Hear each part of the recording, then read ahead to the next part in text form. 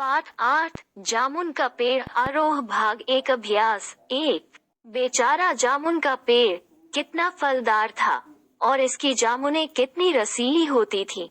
ये संवाद कहानी के किस प्रसंग में आए हैं? इससे लोगों की कैसी मानसिकता का पता चलता है? उत्तर क आंधी के कारण जामुन का पेड़ सेक्रेटरिएट के लॉन में गिर गया था। उस पेड़ के नीचे एक आदमी दब गया था। जब माली ने सुबह ये देखा तो उसने क्लर्क को सूचित किया। इस बात के पता चलते ही सभी उस पेड़ के आसपास इकट्ठे हो गए और उपरोक्त बातें करने लगे। इन बातों से लोगों की संवेदनहीन मानसिकता का पता चलता है।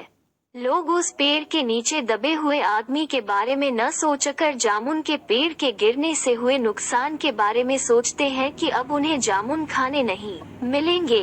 इससे ये पता चलता है कि वे कितने स्वार्थी और मतलबी हैं। 2. दबा हुआ आदमी एक कवि है।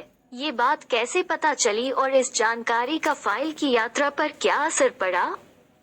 उत्तर रात को जब माली दबे हुए आदमी को खिचड़ी खिलाते हुए बताया कि मामला ऊपर तक चला गया है।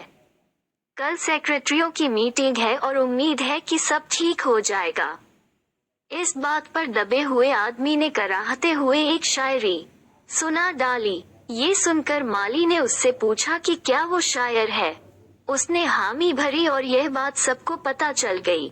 इस जानकारी से जो मामला सुलझने वाला था उसमें और देरी होने की संभावना बढ़ गई।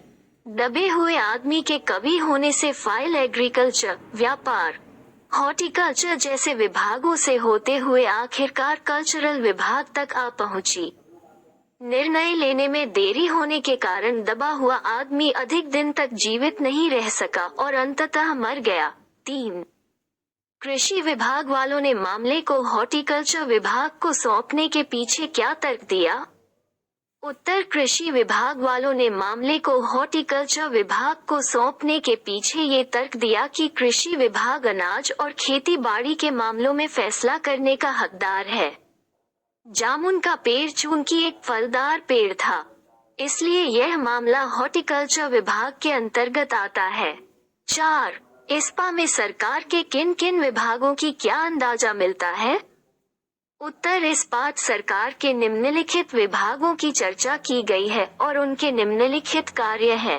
1. कृषि विभाग। इस विभाग का कार्य कृषि संबंधी मामलों की देखरेख करना है। 2. व्यापार विभाग। इसका कार्य देश में होने वाले व्यापार से संबंधित है। 3. हॉर्टिकल्चर विभाग। यह विभाग बागवानी तथा उनके रख रखाव से संबंधित है। 4. कल्चरल विभाग। इसका अर्थ है सांस्कृतिक विभाग, जो कला तथा संस्कृति के विकास संबंधी कार्य करता है। 5. फॉरेस्ट विभाग या वन विभाग। यह विभाग वनों तथा वन्य प्राणियों की सुरक्षा हेतु कार्य करता है। 6. विदेश विभाग। यह विभाग अंतर्राष्ट्रीय संबंध को मजबूत बनाने तथा उससे संबंधित नीतियों के कार्यान्वयन में सहायता करता है। पाठ के आसपास एक कहानी में 2 प्रसंग ऐसे हैं जहां लोग पेड़ के नीचे दबे आदमी को निकालने के लिए कटिबद्ध होते हैं। ऐसा कब कब होता है और लोगों का ये संकल्प दोनों बार किस किस वजह से भंग होता है? उत्तर जैसे ही पता चला कि जामुन के पेड़ के नीचे एक आदमी दबा हुआ है, कुछ मनचले क्लर्कों ने कानून की परवाह किए बिना पेड़ हटाकर उसे बाहर निकालने का निश्चय किया। वे ऐसा करने ही वाले थे कि तभी सुपरिटेंडेंट दौड़ता हुआ आया और बताया कि यह पेड़ कृषि विभाग के अंतर्गत आता है और उनकी अनुमति के बिना हम इसे नहीं हटा सकते। जैसे ही फॉरेस्ट विभाग के कर्मचारी आरी कुल्हाड़ी लेकर पेड़ काटने पहुंचे, तभी विदेश विभाग से आदेश आया कि यह पेड़ नहीं काटा जा सकता क्योंकि यह पेड़ पोटानिया राज्य के प्रधानमंत्री ने लगाया था। पेड़ काटने से 2 राज्यों के संबंध बिगड़ सकते हैं और उससे मिलने वाली सहायता भी बंद हो सकती है। 2. ये कहना कहाँ तक युक्तिसंगत है कि इस कहानी में हास्य के साथ साथ करुणा की भी अंतर्धारा है? अपने उत्तर के पक्ष में तर्क दें। उत्तर इस कहानी में हास्य के साथ साथ करुणा की भी अंतर्धारा है। इस बात से मैं सहमत हूँ। कहानी के आरंभ में ही हास्य दृश्य है। जब जामुन के पेड़ के गिरने पर सभी उसके रसीले फल को याद करके अफसोस व्यक्त करते हैं। कोई उसके नीचे दबे हुए आदमी की कराह को नहीं सुनता। कुछ मनचले क्लर्क पेड़ की जगह आदमी को ही काटने की बात करते हैं जिससे कि पेड़ को कोई नुकसान न हो। इस बात से हास्य और करुणा दोनों की अनुभूति होती है।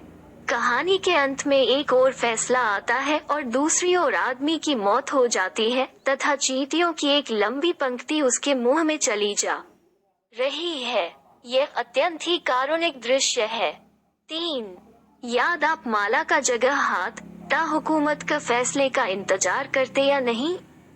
अगर हाँ तो क्यों, और नहीं तो क्यों? उत्तर, यदि मैं माली की जगह होता तो हुकूमत के फैसले का इंतजार नहीं करती, क्योंकि किसी व्यक्ति के जीवन से बढ़कर कोई कानून या नियम नहीं है। एक पेड़ के कारण व्यक्ति के जीवन को दांव पर नहीं लगा सकते। यह कोई सामान्य स्थिति नहीं थी जिसमें निर्णय का इंतजार किया जा सकता था। एक गिरे हुए पेड़ के कारण आदमी की जान जाने वाली थी, इसलिए किसी भी प्रकार का खतरा उठाए बिना लोगों की सहायता से पेड़ हटाने की कोशिश करती।